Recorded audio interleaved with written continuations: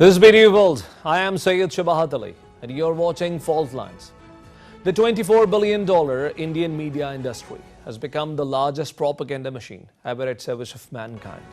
This propaganda machine lies blatantly, shamelessly and ruthlessly, has been used against Pakistan time and again, and in every conflict feels free to put all the allegations on Pakistan without any evidence.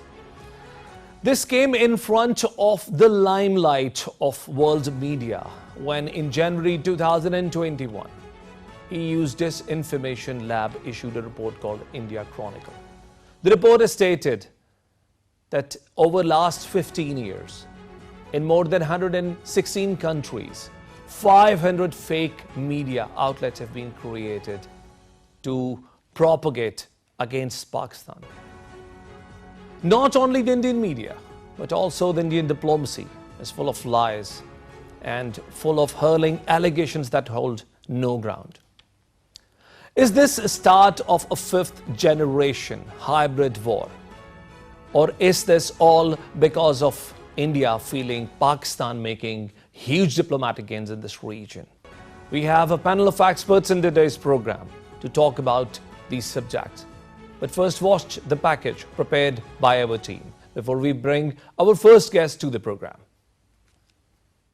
The regional reprobate India has a wicked history of hatching conspiracies against Pakistan since the inception of country. The vicious Indian propaganda campaign against Pakistan reared its ugly head again as Taliban secured absolute control of Afghanistan, rendering India as biggest geopolitical loser of Afghan endgame. In desperate attempt to depict Pakistan's role in Taliban lightning advance, Indian media went berserk as the Republic TV and Zee Hindustan aired footage from the video game, brazenly portraying animated footages of a Pakistan Air Force jet flying over Panjshir. Additionally, Indian news channel Times Now broadcast a clip that it showed a Pakistani fighter jet hovering over Panjshir, terming it proof of a full-fledged Pakistani invasion of Afghanistan. But the UK Defence Journal debunked claim, saying that it was an American F-15 jet flying in the United Kingdom. This shocking, cruel face of self-styled democracy unraveled not for the first time, as startling revelations of a report titled Indian Chronicles divulged gory details of Indian propaganda against Pakistan. The EU Disinfo Lab researchers, who are based in Brussels, exposed a vast Indian network, which was designed primarily to discredit Pakistan internationally and influence decision-making at the UN Human Rights Council and European Parliament. Through a wild propaganda operation against Pakistan, the Indian government is trying to divert global attention from the human rights violations and illegal actions taken by the Indian government in Indian illegally occupied Jammu and Kashmir.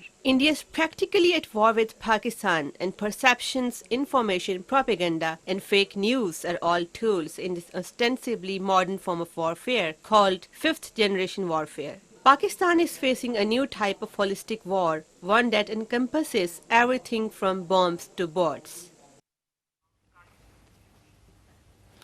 To join me in the first part of the program is a famous defense analyst, Brigadier Haris Nawaz, is joining me over the phone from Karachi. Brigadier sir, welcome to the program. My first question is, the weaponization of this misinformation has become a very pertinent tool used by India, particularly against Pakistan. Why do you believe India is relying so much on this misinformation campaign? What do they really want to achieve out of it? Thank you very much, Shabahat, for giving the opportunity. We must understand, and I think it is very clear for us, that Pakistan is under a serious threat of fifth generation war or hybrid war. If I can quote examples, like you can see that Chinese embassy was attacked, the stock exchange Karachi, Lahore incident, if you remember, Balochistan incidents.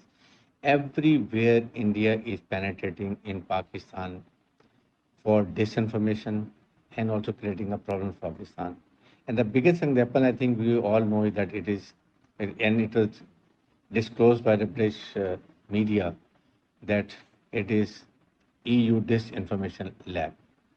They have really penetrated into big mass media, around 700 media groups.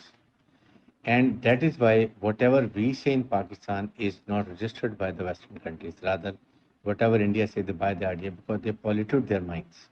That is very, very important. And then of course, now they are attacking on different ways.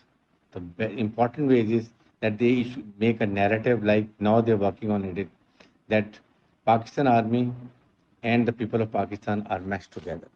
Now they want that they should be divided and there should be a big wedge between them. Brigadier Saab, the use of social media is very important, and it has taken the outreach of this hate content to a great extent. I mean, now the people living in the towns and the villages, perhaps who even do not have a direct access to the mainstream media, are getting the narrative being pushed through the social media platforms. And besides, India has a huge workforce.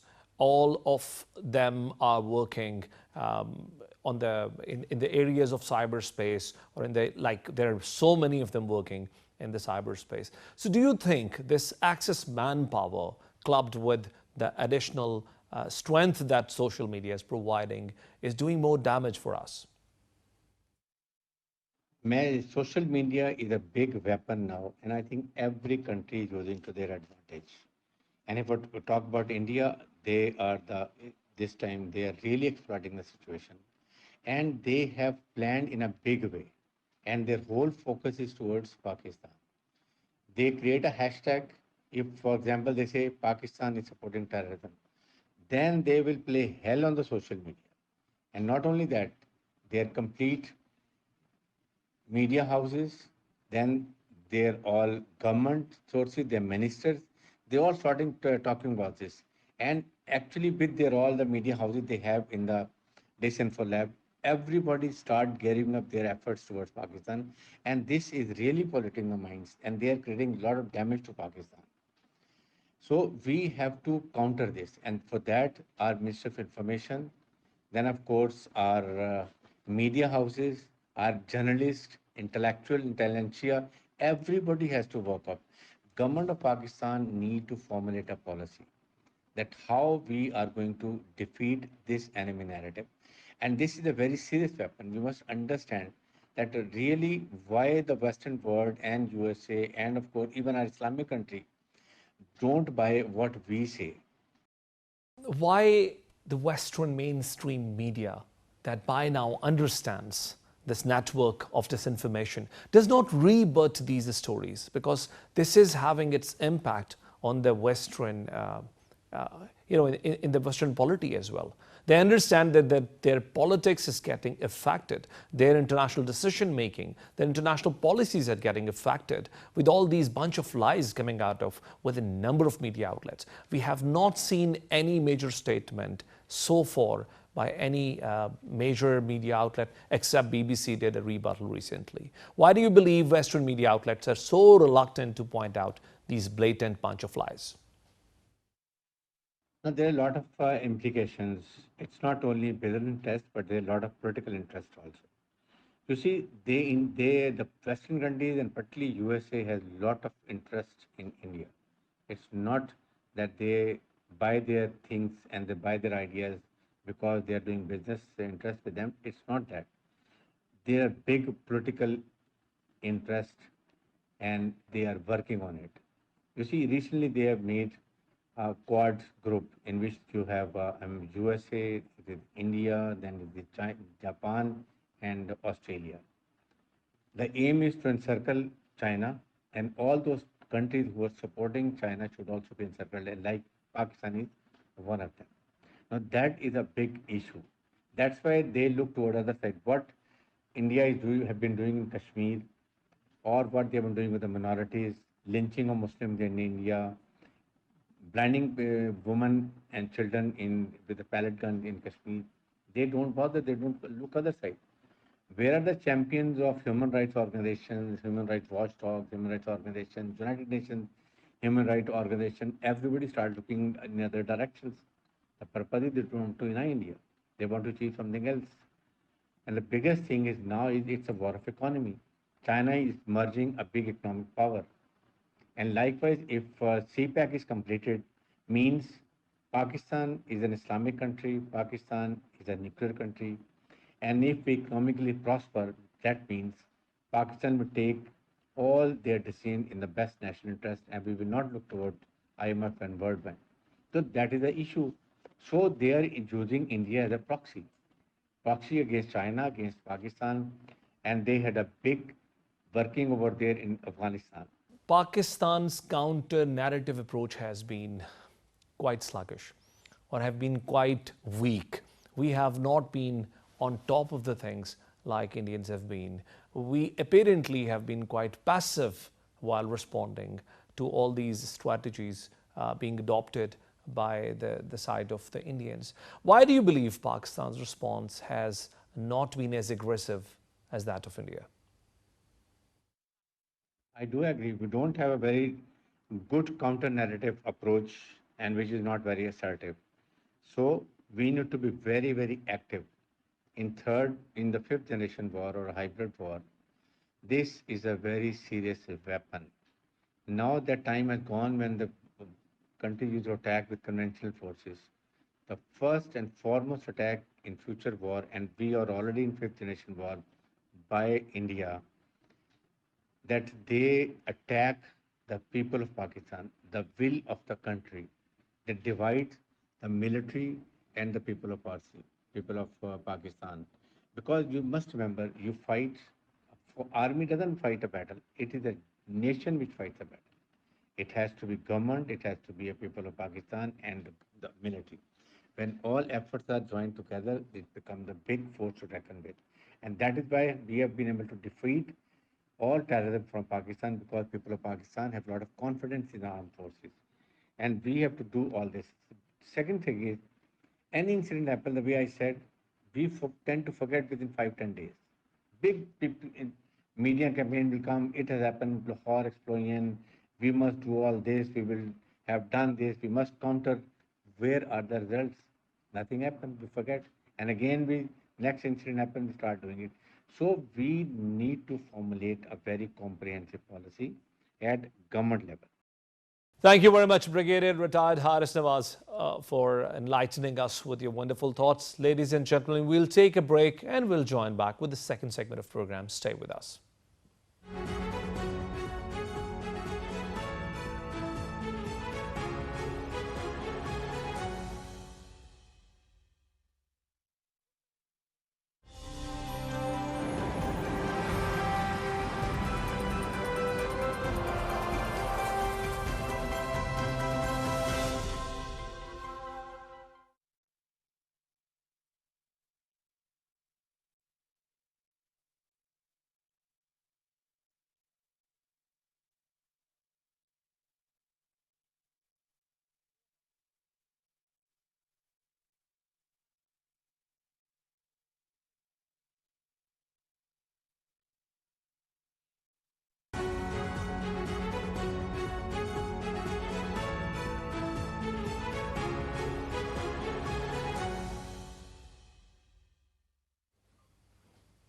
Welcome back to the second segment of the program. In this segment, I have with me two distinguished guests. From Islamabad, I have Sitara Noor. She is Senior Research Fellow, Center of Aerospace and Security Studies, Islamabad.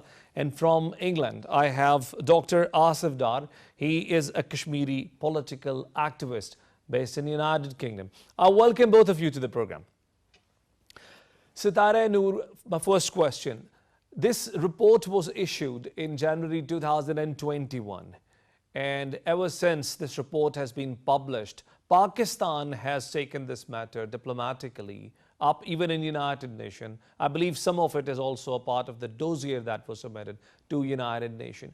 What has happened afterwards once Pakistan started making diplomatic effort? Do we see any major country or any major media house buying Pakistan's narrative, or at least saying this bluntly, that India is involved in disinformation and the information given to the world was all full of lies? Your thoughts on that?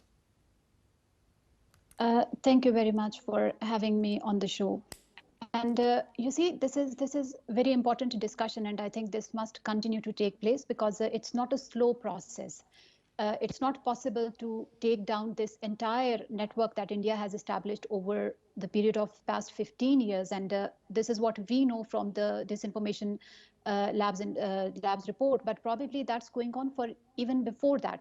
So Pakistan is actually late in responding to that, because the first investigation report that came in 2019, where they announced that there were almost 265 fake news outlets operating in almost 65 countries. But not much hue and cry was done in response to that. But in follow-up, when the next report came in 2020, this biggest investigation uncovered that the same network was in fact running more than 750 plus fake news outlets in 119 countries. So that's really major breakthrough information. And as I said, Pakistan was slow in responding, primarily for two reasons. I mean, first, of course, our response was slow, but secondly, India had this information dominance in this entire setup. And while we were getting back with the correct information, Indian dominance was already hindering that process.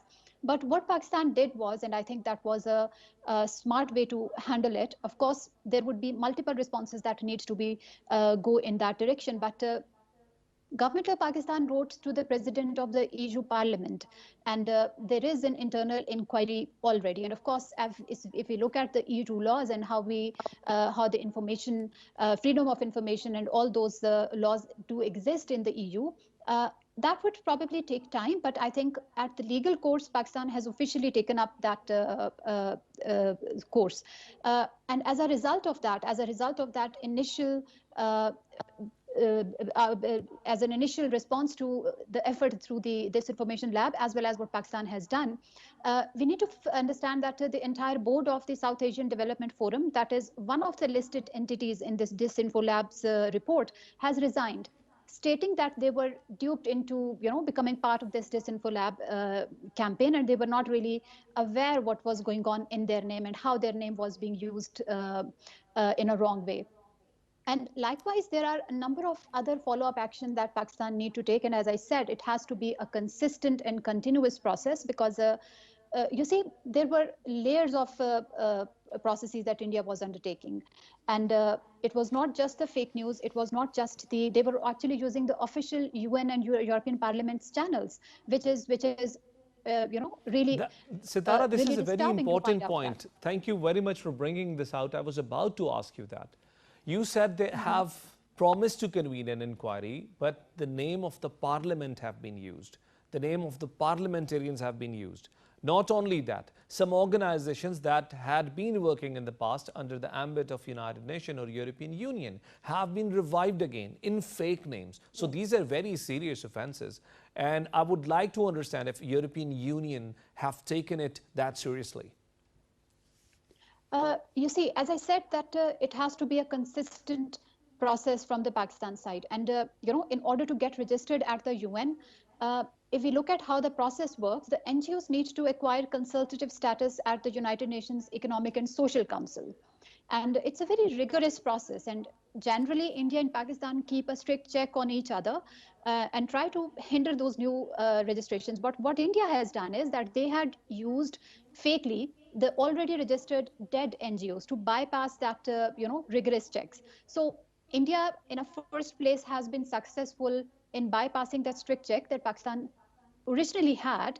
But what Pakistan need to do is that probably Pakistan need to, use the mechanism under this United Nations Economic and Social Council's Resolution 31, which came in 1996, to check the abuse of these functions, to take down the fakes and dubious NGOs at the UN. And in my view, the process has already been started. But as I said, the sophistication level and the implication of Indian state in this overall process, because it is important to note that Disinformation Lab's report identified Srivastava Group as the main perpetrator in this overall network establishment, but the Indian state has not been implicated directly. So it would actually take a little bit more time probably, and more proofs need to be provided, and more investigation needs to be done to established that link that there was definitely Indian involvement at the official level. And so, as I said, Pakistan need to use multiple fronts diplomatically at the UN and European Parliament, as well as finding out using their own channels to find out that those organizations are not only stopped permanently, but also this is not repeated, because as if now as we speak, two of the organizations which were very much part and parcel of this entire network, which one, as I mentioned earlier, South Asian Democratic Forum based in Brussels, and there is another one, European Foundation for South Asian Studies based in Netherlands. They are continuously operating. And I had, while being in, while I was working in Europe, I had the opportunity to interact and attend some of the sessions of these two organizations. And let me tell you, the sophisticated manner, the way they are spreading the lies, and the sophisticated manner, the way they are using the half truths and half information to convey some of the fake propaganda, that's mind boggling. And as if now they are still continuing their operations, and this would be taken down only through a consistent legal process, following through the consistent legal process. Sitara, let me bring in Dr. Asif Dar into the conversation. Dr. Asif, welcome to the program once again. And tell me, do you believe all of these efforts made by India over the last 15 years have yielded them any result to tilt the public opinion against Pakistan? Inviting me. Probably I would like to add something here. Even after getting caught with all this information stuff, just 2 months back, India launched a Twitter account with name Disinfo Lab. They removed the European Union before it, and it had a blue tick. The thing was that then they tried to go after, haunt the Kashmiri activists throughout. So you should understand, after complaining about the reporting the Twitter account, the blue tick was removed. So you should understand that probably there has been no effective detrimental force to prevent India from running this disinformation campaign. Point number 2, let me come back to this question, that has it done? Yes. Probably one thing needs to be understood very clearly. I am living in exile, and the way the thing has been propagated against Pakistan throughout the world. It's not about a particular news outlets or something. If you go back to the Indian Bollywood stuff, it has a huge market, and it consists disinformation is it all works in a very synchronous manner. If you go, you find yourself outside throughout the world. A specific amount of movies, they are translated into different languages, where Pakistanis are shown, India seem to be very good people, and Pakistanis are shown as terrorists throughout the world. And these movies are translated into different languages. So this has actually helped a lot to the Indian narrative throughout the world. These news outlets, especially when you put some European names to it, it sells very viciously. And you should actually go back to the whole narrative of it. Why does it come? It's about, the best thing to understand what India has achieved. Look at the 9/11 stuff. It happened in America, and America was involved with Afghanistan. Now 9/11 is gone. The only country frustrated after the Taliban overtaken Afghanistan seems to be India.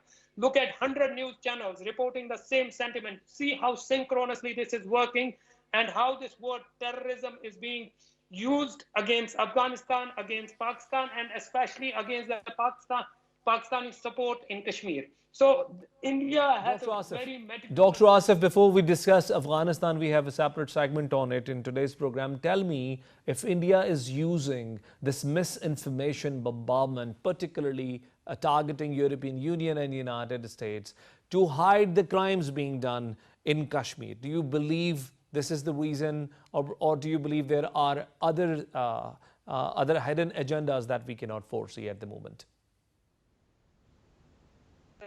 This is the best thing they have done. They have done to malign the Kashmiri freedom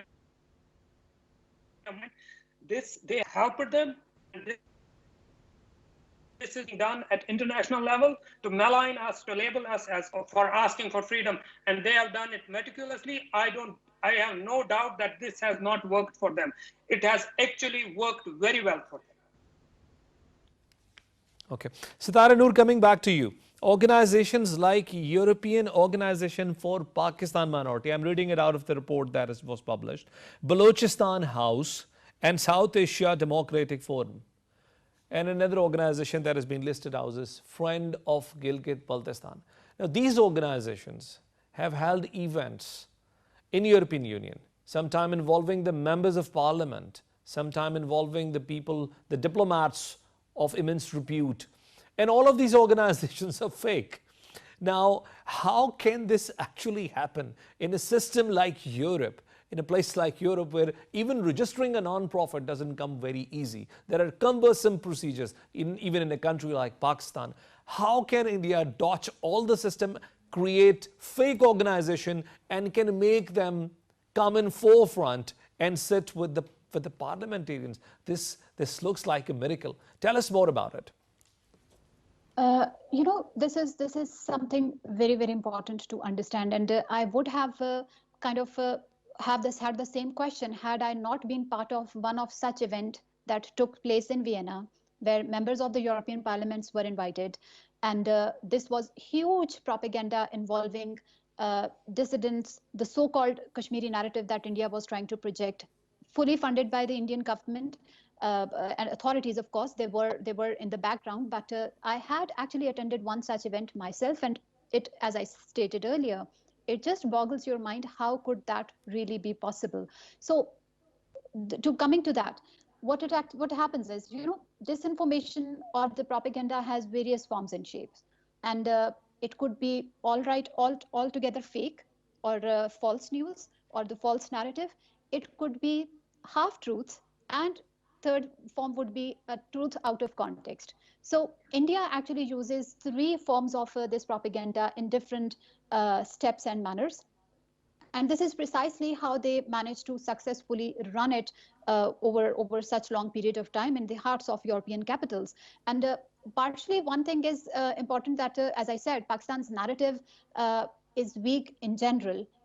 Because we have always been on the defensive side, and we haven't taken an offensive line of action or offensive line of approach against India, or tried to reveal what India is actually doing in Kashmir. Particularly, Europe is an area where we haven't really paid much attention diplomatically. Even we have been active in UK and United States, perhaps, but Europe overall was kind of an empty battleground for India, and they had successfully manipulated that by involving the members of the European Parliament.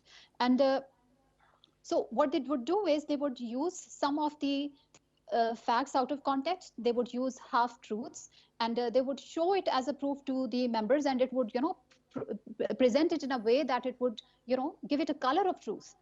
And that's how, and again, when we look at the laws of the freedom of expression and these kind of laws in the European Union, there are various loopholes where a country like India, of course, can utilize it and use it for their own benefit, and they have successfully done it.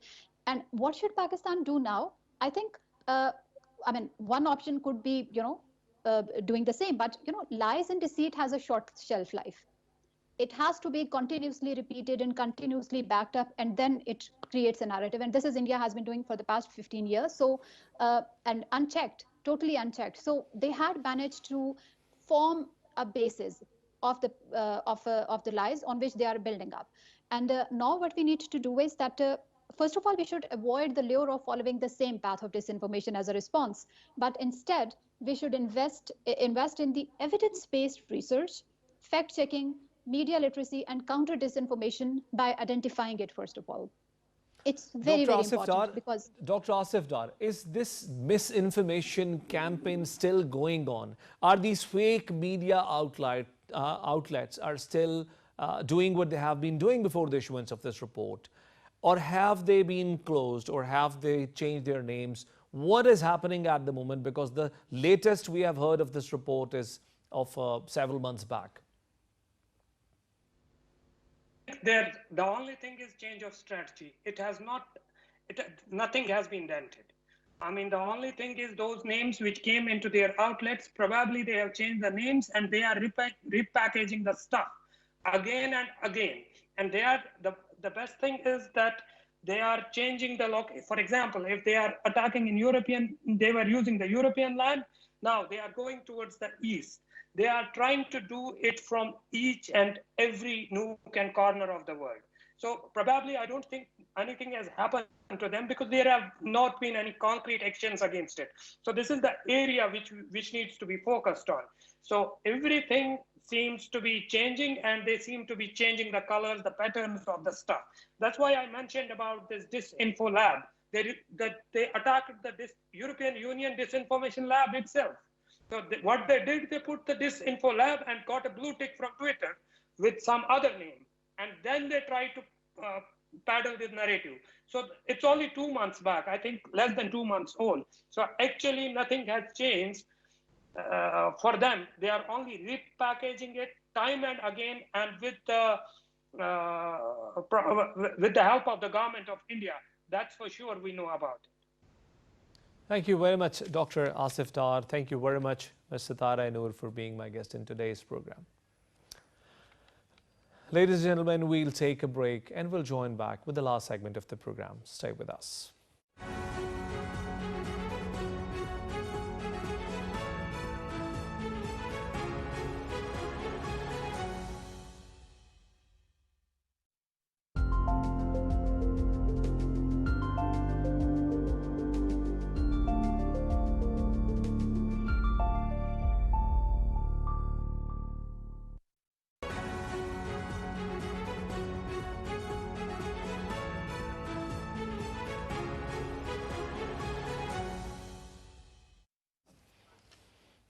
Ladies and gentlemen, in the last segment of the program, I have with me Mr. Azaz Syed. He is a senior reporter and recently has covered the Afghan crisis. He was there in Kabul, conducted a lot of interviews, and very graciously has accepted to be my guest in the program. Azaz, welcome to the program.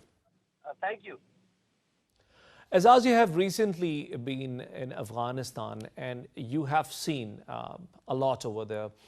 Tell me about this misinformation or disinformation campaign adopted by the Indians, particularly in context of the Afghan conflict. What was the effect that you could see there while being in Afghanistan? Well, there is a detailed context of this that Indians have been creating some hurdles, and they've been propagating against Pakistan for last many years. And in this particular context, when this Taliban started their movement at this time, their insurgency started from north, which was traditionally a stronghold of the Northern Alliance or the Panjshiri group.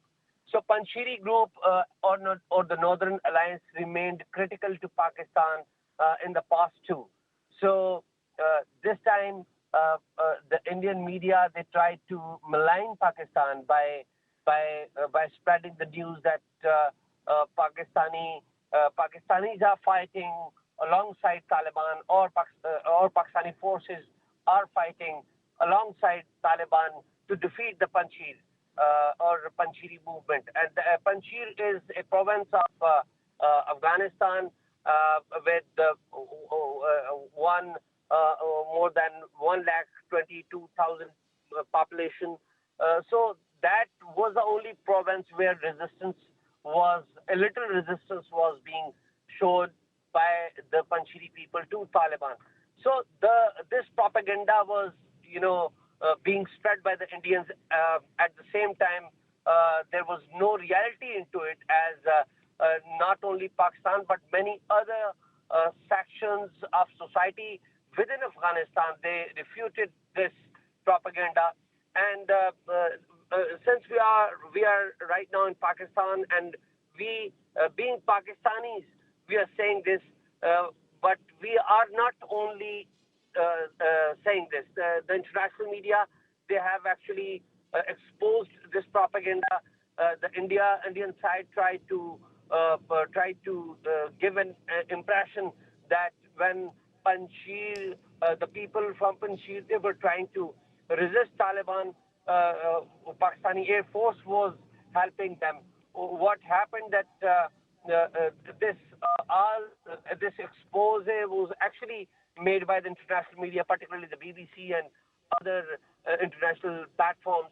So not only Pakistanis, we As you are in the field of information for such a long period of time, do you believe, with your experience, India has gained anything out of this entire drum beating that they have been doing? Even BBC has exposed it very openly, and people from across the world are mocking Indian media now. So, do you believe it has done any damage to the Indian narrative, or do you think they have actually achieved what they were trying to achieve to some extent?